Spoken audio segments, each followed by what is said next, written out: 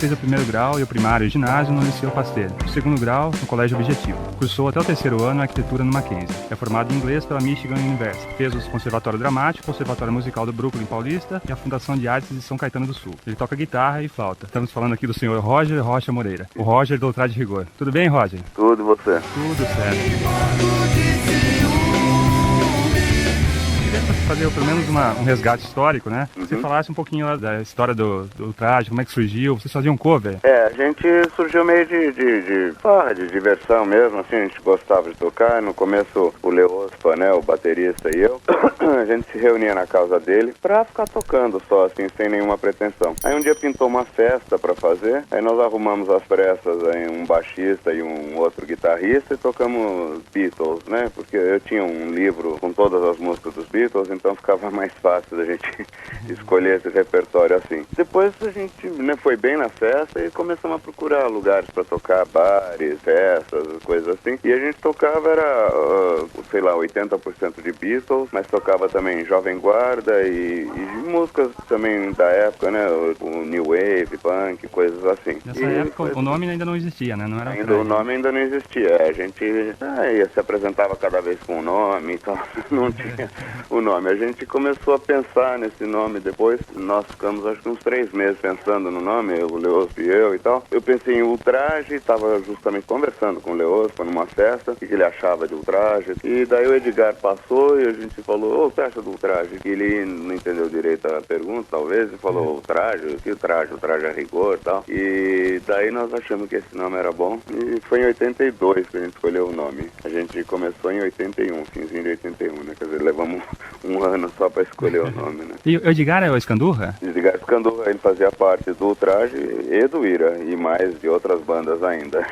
Né? Mas ele já era do Ira, mas naquela época dava para ele levar várias bandas junto e tal, né? Agora é engraçado comparar com hoje em dia, porque acho que a maioria daquelas bandas nos anos 80 não tinha pretensão nenhuma, assim, de gravar. O lance era mais tocar mesmo, arrumar um lugar para tocar, né? E cada um tinha o seu estilo, enfim, né? Era mais heterogêneo o mercado também, não era? Do que hoje? Não tinha mercado nenhum. Acho que justamente por isso, sabe? A gente queria tocar e queria ter o seu próprio estilo e tal. E o nosso estilo, por exemplo, foi forjado, na verdade, como foi forjado, sei lá, por exemplo, os Ramones. A gente gostava de rock and roll antigo, né? Depois de uma época de muito... música era meio misturado com jazz, né? Era aquele rock progressivo, misturado com jazz, com música clássica e tal. E a gente gostava de rock and roll antigo, também gostava do rock pesado dos anos 70, e foi assim que a gente fez. A gente tocava aquele rock antigo, mas de um jeito mais pesado. Esse era o nosso jeito de fazer. E a gente sempre foi muito bem humorado também, o Leospa, eu e o Maurício, principalmente. Então a gente avacalhava tudo, né? Uma influência também de bandas como do Frank Zappa, coisas assim, né? E também até do próprio espírito avacalhado de marchinha de carnaval e tal. Mas, voltando ao assunto, a gente ia tocando, nós, o Ira, os Titãs, todo mundo, né? Não tinha essa fissura que tem hoje em dia de querer gravar, de querer acontecer, tanto que nós demoramos um ano só para arrumar o nome da banda, né? Isso que eu ia perguntar pra você, a indústria hoje funciona de uma maneira mais pesada até do que aquela época, né? De trabalhar. Éramos todos muito ingênuos. Acho que até a indústria fonográfica era mais ingênua, no bom sentido até, mais idealista, assim, de querer contratar artistas não só porque aquilo podia dar dinheiro, mas, né, inclusive foi uma aposta que na época o André Midani fez, porque o que tocava no rádio não era nada daquilo, né? Tocava pop americano e MPB. Enfim, ele resolveu investir, lançamos um primeiro compacto em 83 com Inútil e Me Quer Tocar. O compacto não vendeu nada, vendeu muito pouco, acho que vendeu umas 5.000 cópias, sei lá. Poxa, mas as músicas continuam até hoje por aí, né? Continuam, porque foram feitas, modéstia à parte, para durar, não era, sabe, era uma expressão do nosso sentimento na época e tal. Daí lançamos outro em 84, foi melhor um pouco, Eu Me Amo, Rebelde Sem Causa. Só em 85 saiu o nosso primeiro long play ainda, né, nem tinha CD. Que foi o Nós Vamos Invadir Sua Praia, isso é. Agora, nós vamos invadir sua praia.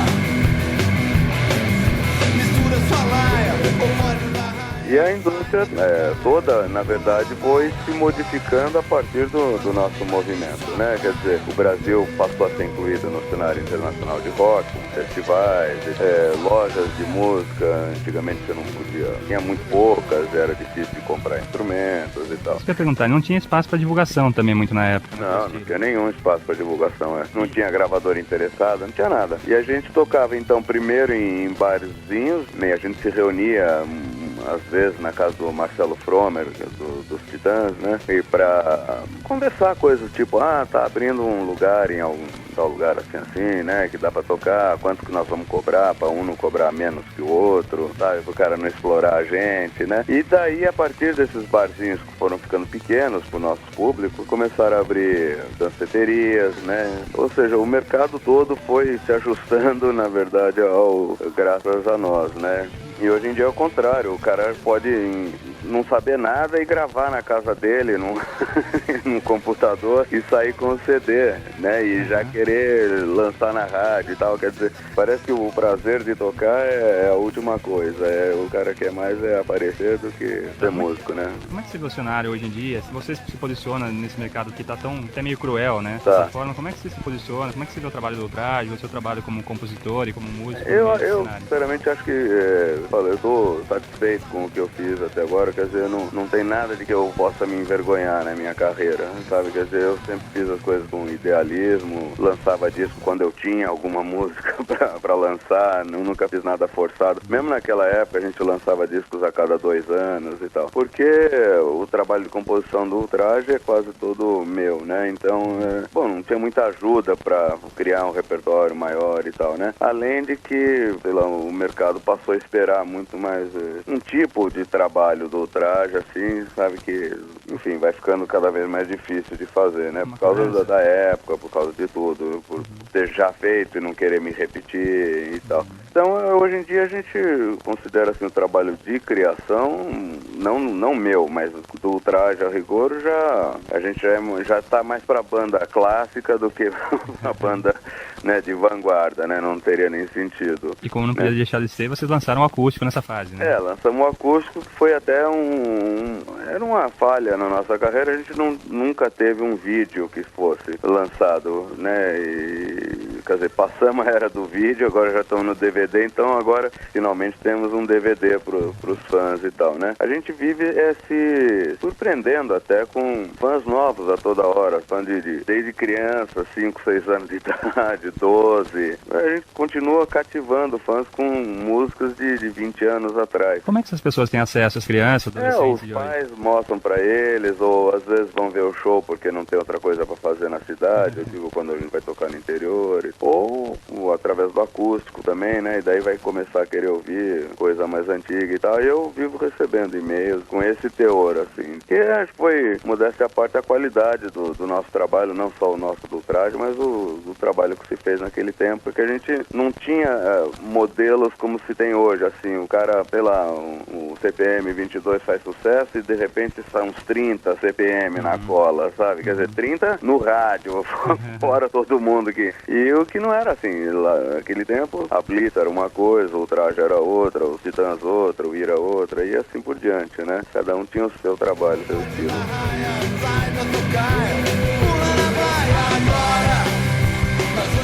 Na mesma época que a gente surgiram, sei lá, a Armação Ilimitada, o Cacete e Planeta, que na época eram 2 coisas separadas, mas... Na época do jornal e da revista. Isso, do jornal e da revista, tinha o Angeli, o Glauco, o Laerte, quer dizer, em várias áreas tinha uma vontade comum, né? Então, na época que a gente surgiu, tinha muita disposição de todo mundo, a gente todo mundo se identificava com aquilo, sabe? Tinha realmente um movimento que era mais espontâneo do que é hoje em dia, que é tudo muito armado, eu acho, né? E eu estava até conversando com o Luiz Schiavon também, ele falou dessa questão de hoje, da dificuldade de surgir um artista autêntico mesmo, né? É verdade, Você acha que ainda tem espaço, assim? Quer dizer, não que eles não estejam surgindo, mas de repente as gravadoras não estão indo atrás e o público também não está indo atrás, porque no nosso tempo não tinha gravadora, mas o público ia atrás. A gente tocava em lugares que tanto fazia quem estava tocando ou não tinha público, né? Então isso era uma coisa legal e tal. E o público disco não é bobo. Os anúncios hoje em dia são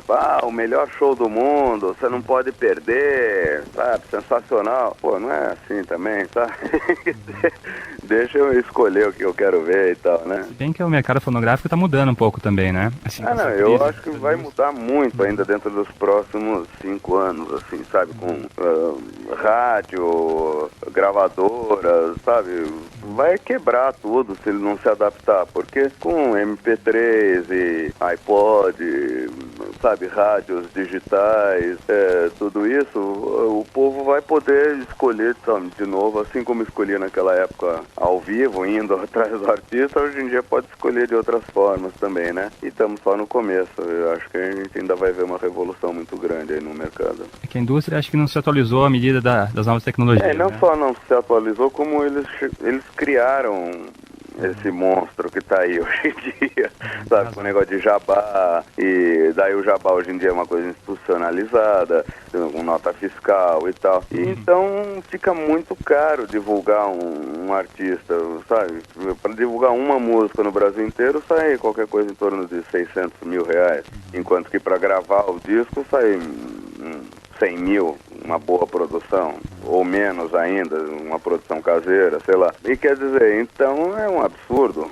E as rádios que agora dependem de todo esse dinheiro também que entra das gravadoras e provavelmente vão parar de receber também vão ter que mudar também, né? E, enfim, a internet vai criar uma outra coisa, provavelmente a internet e aparelhos de MP3 e tudo isso, né? E como é que você se posiciona nisso agora no futuro, seus projetos, como é que tá isso? Já Eu não tenho muitos projetos com o Ultraje, a não ser continuar tocando, porque eu sempre fiz isso por prazer e continuo fazendo, né? A gente tem fãs, como eu te disse, a plateia se renova, mesmo a gente não tendo repertório novo, mas os shows nunca são idênticos, sabe? Um cara pode ver um show no sábado, outro no domingo e vão ser diferentes, porque a gente faz música ao vivo, né? Então tem muito lugar para improviso e brincadeiras, a gente toca covers ainda, dependendo do que a plateia pede e tal. Então é um show de rock, é um show divertido que provavelmente vai durar para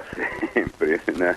Agora, eu talvez tenha depois projetos de lançar coisa solo e tal, mas tudo com calma, é seu tempo. Eu não tô afobado para fazer nada, não. A música te anima, por si só a música já te... Já simplesmente tocar, tá no palco, já é uma coisa... Bom, e eu, graças a Deus, posso me dar o luxo hoje em dia de escolher e fazer isso, né? Porque tive uma carreira bem sucedida, soube administrar o que eu ganhei, enfim, tô tranquilo, não se arrependo de nada. Quando você não tá no palco, você tá fazendo o quê? Como é que você... Não, é só o que eu faço, mas eu digo, minha única fonte de renda é essa, né? Mas eu gosto de ficar em casa, eu fico na internet, eu toco aqui em casa também, coisas também mais prosaicas, tipo consertar uma tomada, ou enfim, né? Ir no dentista, enfim, faço as coisas que todo mundo faz, né? Tá certo, Roger. Eu queria agradecer a sua participação aqui no Jornal da Gazeta M. O contato, para o pessoal saber mais, o site... nós temos um site, www.ultraje.com. Sem BR, né? Sem BR. Bom, nós temos os dois sites, né? Os dois caem no mesmo lugar. Tá certo, Roger. Tá bom? Eu agradeço pela sua participação aqui com a gente. Nossos microfones estão abertos. Quando você tiver alguma novidade aí, quiser tá com ok. a gente, seja bem-vindo, viu? Muito obrigado. Um abraço. Tchau, tudo bom.